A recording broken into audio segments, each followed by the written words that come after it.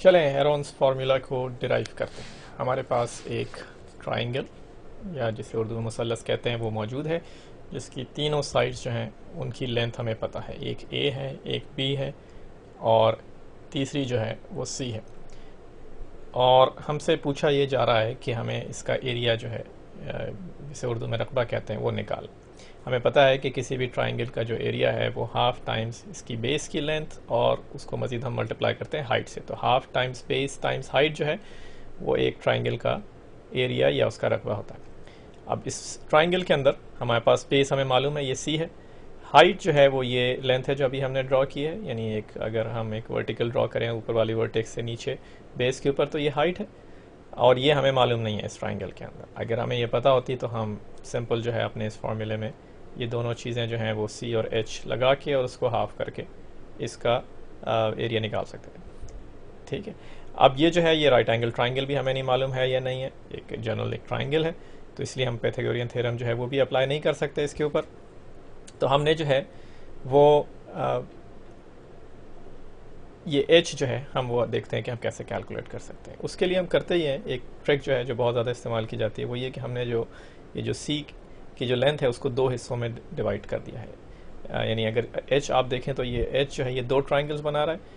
एक जो लेंथ है सी की वो एक्स हो गई और जो बाकी जो उसकी हिस्सा बच गया वो सी माइनस एक्स हो गया। ठीक है, यानी अब हमें दो जो हैं वो ट्राइंगल्स नज़र आ रहे हैं। जो हमारा पुराना वाला ट्राइंगल था उसमें हमने अब दो ट्राइंगल्स बना लिए हैं इस हाइट इस वर्टिकल को ड्रॉ करके, और अब हमें नज़र आ रहा है कि ये दोनों जो ट्राइंगल्स हैं ये दोनों राइट एंगल ट्राइंगल्स हैं, इसलिए हम अपने पाइथागोरियन थ्योरम जो है वो अप्लाई कर सकते हैं इन दोनों ट्राइंगल्स के ऊपर। तो हमने जो है उल्टे हाथ पे जो ट्राइंगल है उस पर हमने जब अप्लाई किया तो x square plus H square बराबर हो गया ए स्क्वायर। ए स्क्वायर जो है वो हाइपोटेन्यूज है क्योंकि 90 डिग्रीज के ऑपोजिट वाली साइड। पाइथागोरियन थ्योरम जो है जब सीधे हाथ वाला जो है ट्राइंगल उस पर अप्लाई करेंगे तो सी माइनस एक्स जो बेस की लेंथ है स्क्वायर प्लस एच स्क्वायर बराबर है बी स्क्वायर्ड के जो इस दूसरे ट्राइंगल की जो हाइपोटेन्यूज की लेंथ। ठीक है, अब हमारे पास जो है एक्स ऐसी एक अननोन है, एक ऐसा वेरिएबल है कि अगर उसकी वैल्यू हमें पता चल जाए तो हमें हाइट जो है वो पता चल जाएगी ए बी और सी की टर्म्स के अंदर। यानी अगर हमें ये पता चल जाए कि हाइट जो है वो ए बी और सी से कैसे निकाली जा सकती है तो हम बआसानी अपने फॉर्मूले में एच की वैल्यू जो है वो लगा देंगे और हमें इसका एरिया पता चल जाएगा। तो बस अब हमें जो है वो सबसे पहले एक्स की वैल्यू जो है हम निकालने की कोशिश करेंगे और फिर उस एक्स की वैल्यू से जो है एच की वैल्यू निकालेंगे। तो हमने पहली वाली इक्वेशन जो है पाइथागोरियन थ्योरम से जो हमने निकाली है उसको हमने X square plus H square A square को हमने ए को दूसरी तरफ हम जो है एक्स को दूसरी तरफ ले गए तो एच स्क्वायर बराबर हो गया ए स्क्वायर माइनस एक्स स्क्वायर। ये एच की वैल्यू हमने दूसरी इक्वेशन के अंदर जो है सब्सटीट्यूट कर दी, लगा दी। तो दूसरी इक्वेशन जो है वो हमारी C minus X whole square plus H square की जगह पे जो ऊपर से A square minus X square जो है वो हमने उसकी जगह पे लिख दिया और ये बराबर है बी स्क्वायर के। ठीक है, यानी अब आप कलर से भी देख सकते हैं कि कौन सी वैल्यू जो है वो कहाँ से आई है। तो एच स्क्वायर की जगह पर हमने ऊपर से A square minus X square जो है वो यहाँ पे सब्सटीट्यूट कर लिया। अब इसको हम जो है स्क्वायर को एक्सपैंड कर लेते हैं, ये हो जाएगा C square minus 2cx plus X square और plus A square minus X square, ये बराबर हो गया बी स्क्वायर। ठीक है जनाब, अब इसमें जो है हम एक्स स्क्वायर और स्क्वायर हमें नज़र आ रहा है कि वापस में कैंसिल हो गया, एक प्लस और एक माइनस है, और 2cx जो है उसको हम दूसरी तरफ ले जाते हैं तो ये हो गया सी स्क्वायर प्लस ए स्क्वायर, और 2cx अगर हम इस इक्वेशन के दोनों तरफ ऐड कर दें तो यहाँ से उल्टे हाथ से ये गायब हो जाएगा और सीधे हाथ पे बी स्क्वायर प्लस 2cx हमें मिल जाएगा। ठीक है, अब हमें करना क्या है, हम चाहते ही हैं कि इसको मज़ीद और सिंप्लीफाई करें ताकि हमारी इस इक्वेशन की एक तरफ सिर्फ x आ जाए और दूसरी तरफ सिर्फ एक ऐसा एक्सप्रेशन आ जाए, एक ऐसा जो है अलजेब्रिक एक्सप्रेशन आ जाए जिसमें a b और c ही हो। ठीक है, तो ये सी square plus A square, B square हमने दोनों तरफ सब्ट्रैक्ट किया तो माइनस बी स्क्वायर और सीधे हाथ पे सिर्फ 2cx रह गया। अब अगर हम दोनों तरफ जो है वो 2c से डिवाइड कर दें तो हमारी जो है सिचुएशन ये हो जाएगी कि सी square plus A square minus B square उल्टे हाथ पे डिवाइड बाई 2c और सीधे हाथ पे सिर्फ x आ गया। और यही हम चाहते थे कि हमें एक ऐसा एक्सप्रेशन मिल जाए कि जो हमें x के वैल्यू जो है वो बता रहा हो a, b और c की टर्म्स में।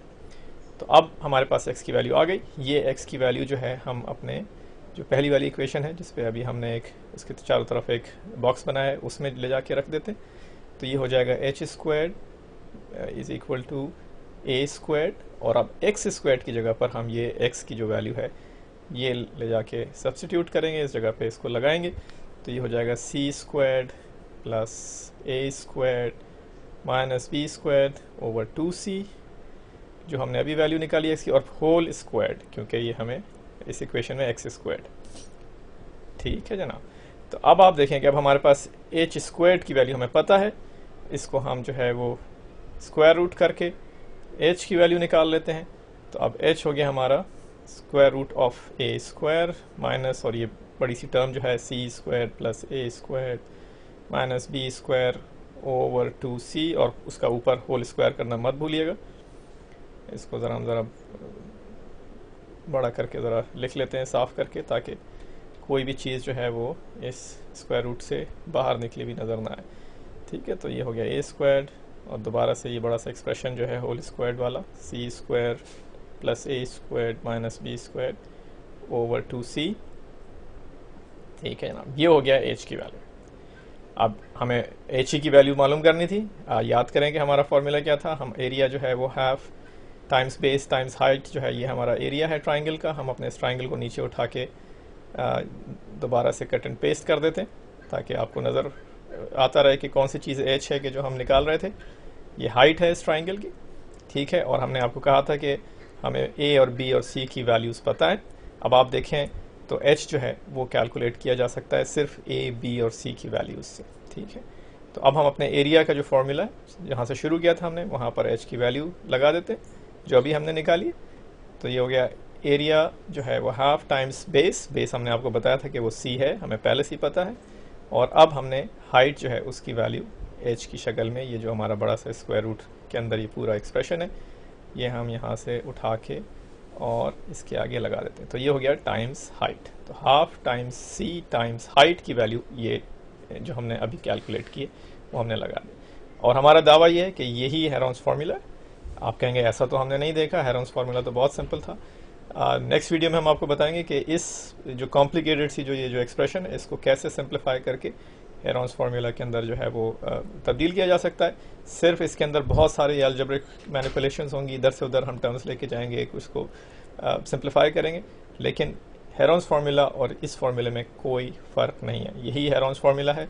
अगर आप जो है वो कोई भी सवाल जो है वो इस फार्मूले से हल करें या जो हमने पिछले वीडियो में आपको हेरोन्स फार्मूला दिया था उससे हल करें तो दोनों का जवाब एक ही आएगा। और अगर आपको यकीन नहीं है तो ऐसा करते कि पिछली दफ़ा हमने एक ट्राइंगल सॉल्व किया था हेरोन्स फार्मूला से, वो हम दोबारा से यहाँ पे ड्रॉ कर देते हैं। उसकी एक साइड 9 थी, एक 11 और एक 16 थी। और अगर हमें सही याद है तो उसका एरिया हमने जो निकाला था वो 18 टाइम्स स्क्वायर रूट ऑफ 7 था। जी हाँ, बिल्कुल ऐसे ही था। अब हम देखते हैं कि क्या अगर हम इस फॉर्मूले में ए बी सी की वैल्यूज़ के ज़रिए एरिया निकालें तो क्या यही वैल्यू मिलती है। तो चलें करते हैं। हाफ टाइम्स सी 16 है यहाँ पर, स्क्वायर रूट ए जो है वो हमारा 9 है तो 81 हो गया, 9 स्क्वायर 81। फिर उसके बाद सी स्क्वायर 16 का स्क्वायर क्या होता है 256। ठीक है, ज़रा देखने में ज़रा ख़तरनाक किस्म की वो है एक्सप्रेशन, लेकिन प्लस ए स्क्वायर जो है वो 9 स्क्वायर फिर 81 हो गया, माइनस बी स्क्वायर, बी हमारा यहाँ पर 11 है तो 121, और डिवाइडेड बाय 2 टाइम्स 16 तो 32। अच्छा, अब इसको हम सिंप्लीफाई कर सकते हैं। 81 माइनस 121 40 होगा, माइनस 40 256 माइनस 40 216 मिल जाएगा हमें। तो चलें इसको सॉल्व करते हैं। हाफ ऑफ 16 जो है वो 8 होगी। ठीक है, और स्क्वायर रूट के अंदर जो हमारे पास जो टर्म है 81 माइनस अभी हमने बताया आपको कि 256 प्लस 81 माइनस 121 जो है ये 216 के बराबर है। तो हम 216 लिख लेते हैं यहाँ पर, और ये डिवाइड हो रहा है 32 से होल स्क्वायर। अब ऐसा करते हैं कि एक कैलकुलेटर जो है उससे इसको सॉल्व कर लेते हैं। ठीक है, और देखते हैं कि दोनों वैल्यूज़ पुराने सवाल की और इसकी जो है वो सेम आती हैं नहीं आती। ये हम अपना कैलकुलेटर जो है यहाँ पर निकाल लिया। इसमें हम ऐसा करते हैं कि पहले 18 स्क्वायर रूट ऑफ 7 जो है उसकी वैल्यू कैलकुलेट कर लेते हैं कि वो क्या थी। ये पिछली दफ़ा जब हमने हल किया था तो ये जवाब मिला था हमें, ये 47.6235।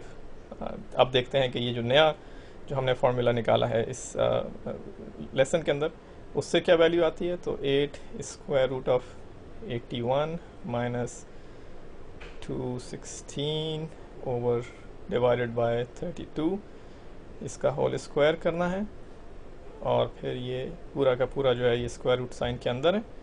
और अब हमने इसको, और जनाब देखें कि जवाब 47.623523 एग्जैक्टली वही जवाब है, वही एरिया है जो हमने पहले एक हेरॉन्स फार्मूला के जो एक बहुत ही मुख्तलिफ शक्ल के अंदर था उससे निकाला था। तो इस तरह से हमने आपको ये भी साबित कर दिया कि ये दोनों फार्मूले हेरॉन्स फार्मूला की मुख्तलिफ शक्लें हैं। नेक्स्ट लेसन के अंदर हम आपको दिखाएंगे कि इससे हेरॉन्स फार्मूला तक कैसे जाया जाता है।